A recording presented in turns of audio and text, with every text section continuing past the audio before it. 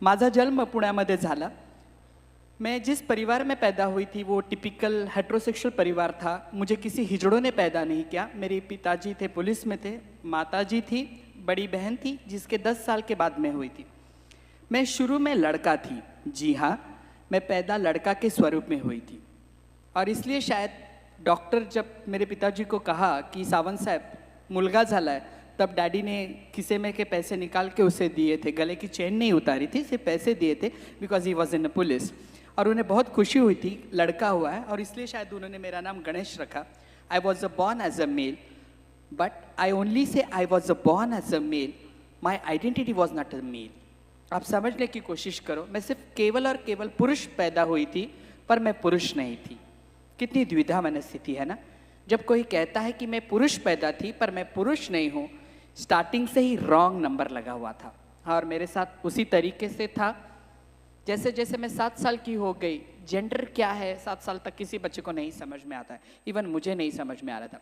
मुझे आज भी याद है, मैं मेरे स्कूल के लड़कियों के साथ खेला करती थी। भांडी कुंडी खेळायची, आईचा टॉवेल डोक्याला बांधून मी घर घर खेळायची, टीचर खेळायची।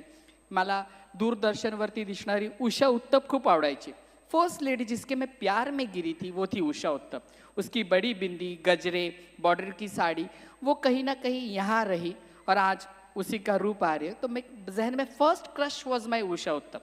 आप समझने की कोशिश करो, अगर मुझे किसी से प्यार हुआ होगा तो जिंदगी में मुझे उषा उत्तप से प्यार हुआ था।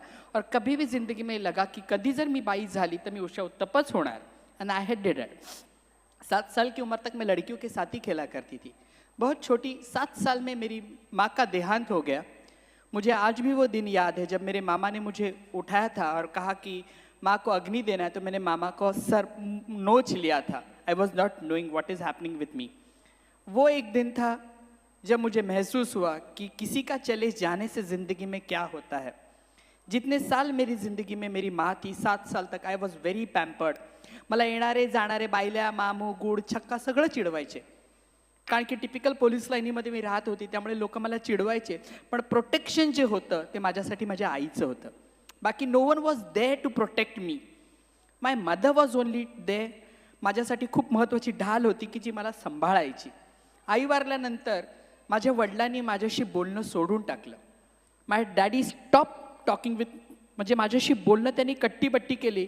Today I am 37, still dead he have not speaking with me. और इसके जिम्मेदार कौन है पता है? आप यहाँ जो सूट बूट में बैठे हो ना, बंठन के बैठे हो, आप लोग इसके जिम्मेदार हो। हाँ, मैं आज आपके ऊपर ब्लेम डाल रही हूँ कि आज जो भी मेरी दुर्दशा है उसके जिम्मेदार आप हो। मैं बताती हूँ क्यों। पहला समाज होता है माँ बाप, दूसरे समाज होता है बहन भाई, रिश्तेदार, और तीसरा समाज होता है सो कॉल्ड आप। मैं पैदा हुई थी पहले समाज में, पर आपके डर से मेरे माँ बाप ने मुझे कभी स्वीकारा नहीं।